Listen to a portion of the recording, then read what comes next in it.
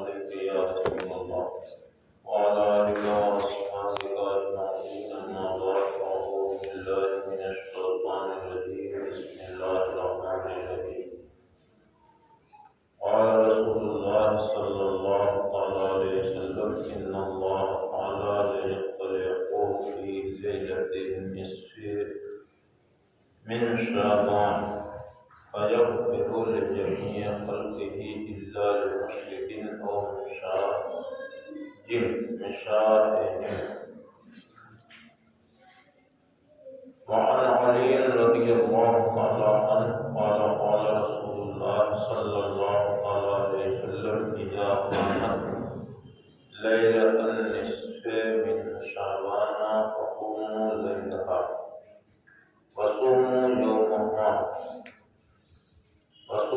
يومها فإن الله تعالى ينزل فيها لغروب الشمس إلى السماء الدنيا فيقول ألا من مستغفر فأغفره له ألا مسترزق فأرزقه ألا مبتلئ فأعافيه إلا قضاء حتى يطلع الفجر.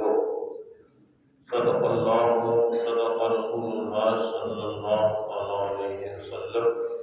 تمام تعریفیں پاک پروردگار کے لیے جو ساری کائنات کا پالنہار ہے، ہم سب کا مالک و مختار ہے.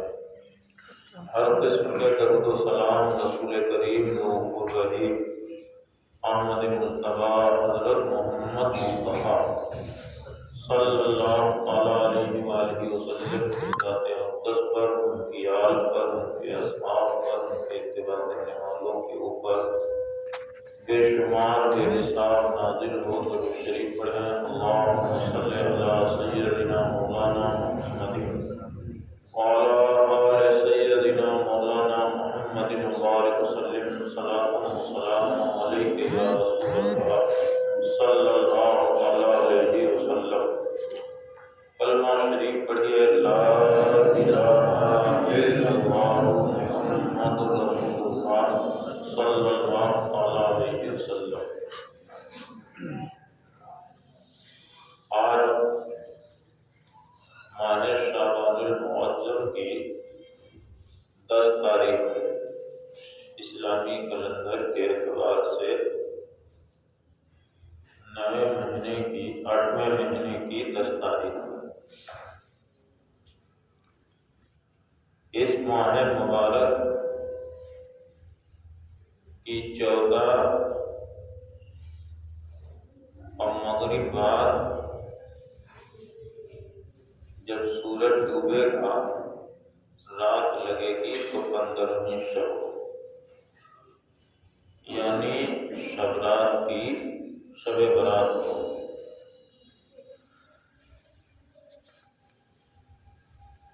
اس اعتبار سے 3 فروری کو پڑ رہی. اس رات کی بڑی فضیلت ہے.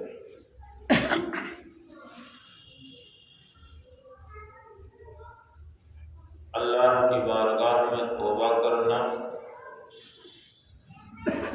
اپنے گناہوں سے معافی مانگنا،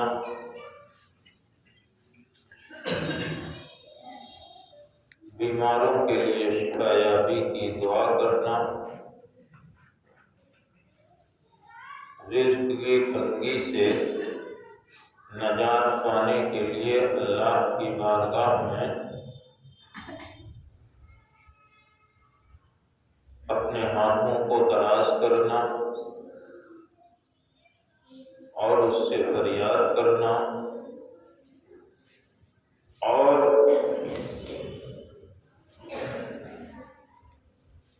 اپنے گناہوں سے خوب معافی مانگنا. یہ سب اس رات میں خصوصیت کے ساتھ امت مسلمہ کرتی ہے۔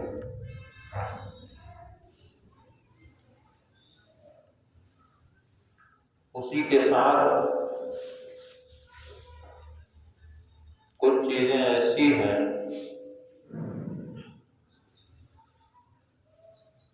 جو ہم اور آپ میں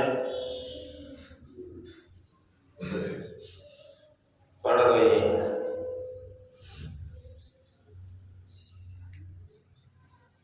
جن سے ہم اور آپ کو بچنا چاہیے۔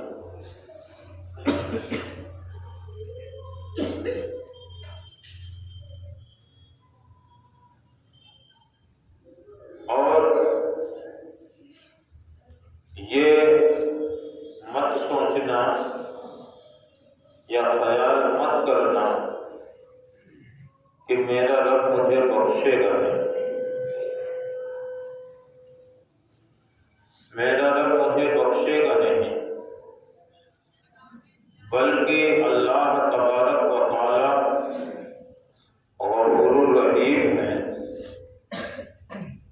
سچے دل سے جب ہم اس کی بارگاہ میں توبہ کریں گے، اس سے معافی مانگیں گے، روئیں گے، گڑ گڑائیں گے، اسے پکاریں گے، تو یقیناً اس کو ہم پر رحم آئے گا اور ہمیں معافی کا پروانہ عطا فرمائے گا۔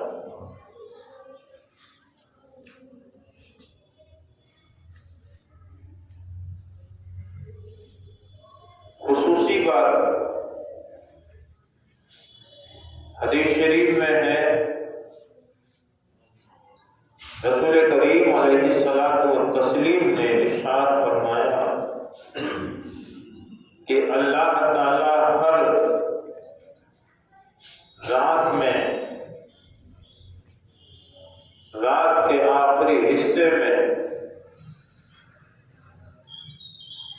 اپنی تجلی فرماتا ہے، اپنی رحمتوں کا نزول فرماتا ہے، اور بندے مومن فریادی کی فریاد کو سنتا ہے، مگر برات کی رات میں یعنی شب رات میں اللہ تعالی غروب آفتاب سے طلوع فجر تک بندوں کے اوپر اپنے رحمتوں کا نزول فرماتا ہے۔ ہر رات میں، رات کے آخری حصے میں، مگر شب رات میں طلوع غروب آفتاب سے، یعنی جیسے ہی سورج ڈوبتا ہے رات لگتی ہے، اور جب تک کہ فجر کا ٹائم نہیں شروع ہوتا ہے اس وقت تک اللہ تعالیٰ اپنی خاص رحمت اپنے بندوں کے اوپر نازل کرتا ہے۔ تو اور راتوں میں اور اس رات میں فرق یہی ہوا، فرق جو ہے وہ یہی ہے کہ ہر رات میں آخری حصے میں اور جس رات میں سورج ڈوبنے کے بعد سے رحمتوں کا نزول شروع ہو جاتا ہے۔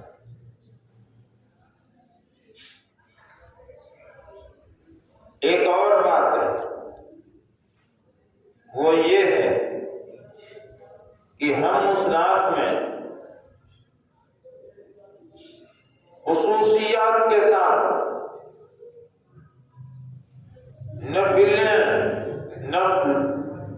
نفلوں کے پڑھنے کا اہتمام کرتے ہیں کہ ہم نفلیں پڑھیں۔ نفل پڑھنا اچھی چیز ہے، مگر آپ پہلے یہ سمجھیے کہ فرض سے بڑھ کے نفل نہیں ہے، پہلے فرض کا درجہ ہے، بعد میں نفل ہے۔ تو پہلے ہمیں اپنے فرض کی طرف توجہ دینا ہے،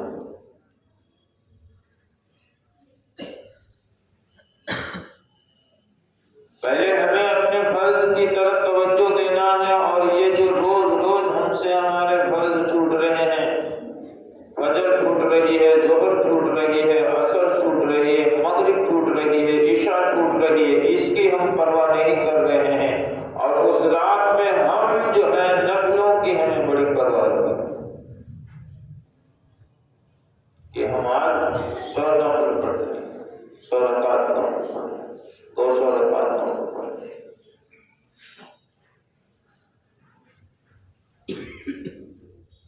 آپ کو نفع کس وقت ہوگا؟ آپ کو بینیفٹ کس وقت ہوگا؟ اسی وقت ہوگا جب آپ کے پاس جمع ہوگی۔ اگر جمع رقم آپ کی نہیں ہے، آپ کے پاس نہیں ہے، تو آپ اس سے کوئی فائدہ نہیں اٹھا سکتے ہیں۔ نفع کا پلاؤ پکاتے رہیں گے، نفع کا خیالی پلاؤ پکا کر کے آپ جو ہے دماغی توازن کے شکار ہو جائیں گے، مگر آپ کو بینیفٹ اور کوئی نفع نہیں حاصل ہو سکتا۔ اسی طریقے سے یہ نفل اللہ نے جو ہم اور آپ کے لیے نازل فرمائی، یہ اس لیے نازل فرمائی۔ یا رسول پاک صلی اللہ علیہ وآلہ وسلم نے نفل سنتیں جو پڑھنے کو ہم آپ کو حکم دیا، یہ اس لیے کہ جب ہم فرض ادا کر رہے ہیں، پابندی سے ادا کر رہے ہیں، اور اس میں ہم سے کوئی کمی رہ گئی، ہم نے اپنے اعتبار سے صحیح پڑھا اور اس میں کوئی کمی رہ گئی، وہ ناقص ہے۔ میدان محشر میں اللہ تعالیٰ کو جب یہ اطلاع دی جائے کہ اس بندے کی فرض ادا کی ہے، مگر یہ اس کی ادا میں فرض میں کمی ہے، نقص ہے، فرق ہے، تو اللہ تعالیٰ فرشتوں سے فرمائے گا اس کے نفلوں کی طرف دیکھو، جو نفلیں ادا کی ہیں ان نفلوں کو فرضوں کی جگہ پر لا کر کے اس بندے کو چھٹکارا دو اور اسے نجات کا پروانہ عطا کرو۔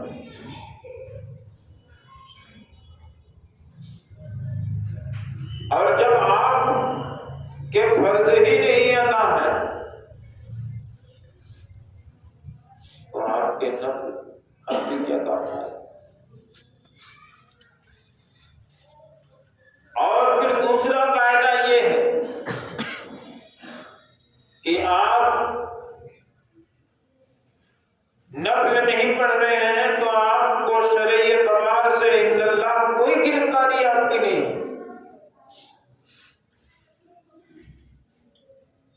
اور اگر آپ کا فرض چھوٹ رہا ہے تو اس کے لیے عند اللہ آپ کی گرفت ہے، شرعی اعتبار سے آپ کی پکڑ، اور اس پہ سزا بھی مقرر ہے۔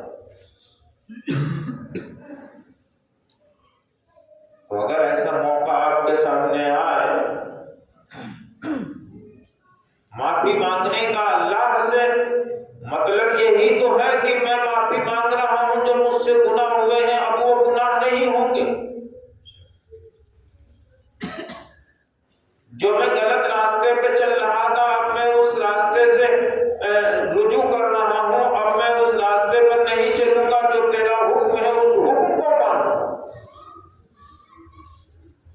توبہ کرنے کا مطلب یہی تو ہے کہ جو مجھ سے خطا سرزد ہوئی ہے وہ خطا اب مجھ سے دوبارہ نہیں ہوگی، اللہ پاک مجھے معاف کر دے، میں تیری بارگاہ میں توبہ کرتا ہوں، کان پکڑ کے توبہ کرتا ہوں۔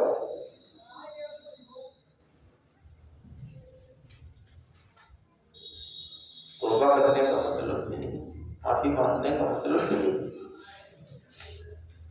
اور پھر اگر ہم سے نہیں ہو تو قرآن پاک میں اللہ تعالیٰ نے فرمایا اے ایمان والو یا ایھا الذین آمنوا توبوا الی اللہ توبۃ نصوحا، اے ایمان والو اللہ کی بارگاہ میں نصیحت آمیز توبہ کرو۔ نصیحت آمیز کا مطلب کیا؟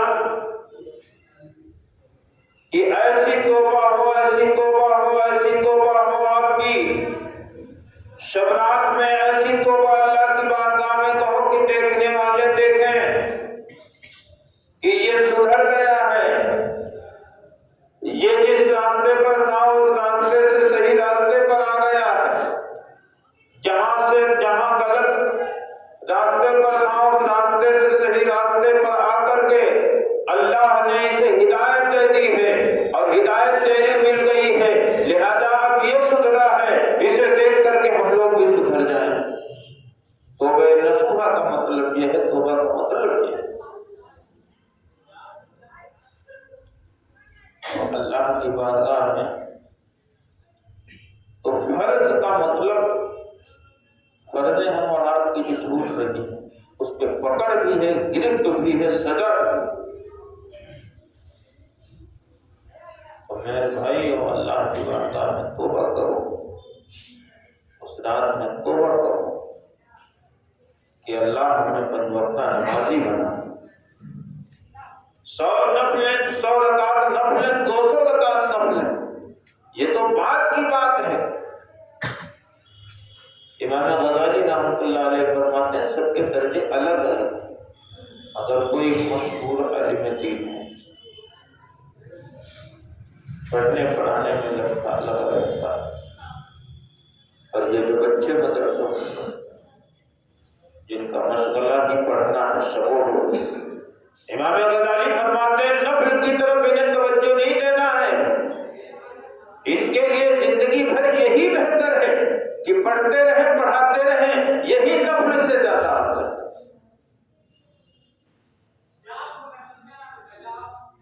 لہذا 200 رکعت، 100 رکعت سے بہتر یہ ہے کہ ہم 5 وقتہ نمازی بنیں، جو فرض ہم سے چھوٹ رہے ہیں اور فرض پر پابندی سے ادا کرنے کی کوشش کریں، اور اللہ کی بارگاہ میں شب برات میں توبہ کریں، سچی توبہ کریں کہ اللہ تعالیٰ ہمیں پنج وقتہ نمازی صحیح معنوں میں نماز ادا کرنے کی توفیق عطا فرمائے۔ اور اسلام بڑا امن چاہتا ہے، شانتی چاہتا، سکون چاہتا۔ رات بیدار رہنے کا مطلب یہ نہیں ہے کہ آپ ہوٹلوں پہ رات بیداری کریں۔ رات بیداری کا مطلب یہ نہیں کہ آپ بائک پہ 3 لوگ بیٹھ کر کے روڈوں پہ چل رہے ہیں اسپیڈ کے ساتھ میں اور بدنام اسلام کو کر رہے ہیں، یہ مطلب نہیں ہے۔ مطلب یہ ہے کہ آپ شانتی کے ساتھ اللہ کی رضا کے لیے بیٹھ جائیں کہیں پر، اس کی بارگاہ میں توبہ کریں، اس کی بارگاہ میں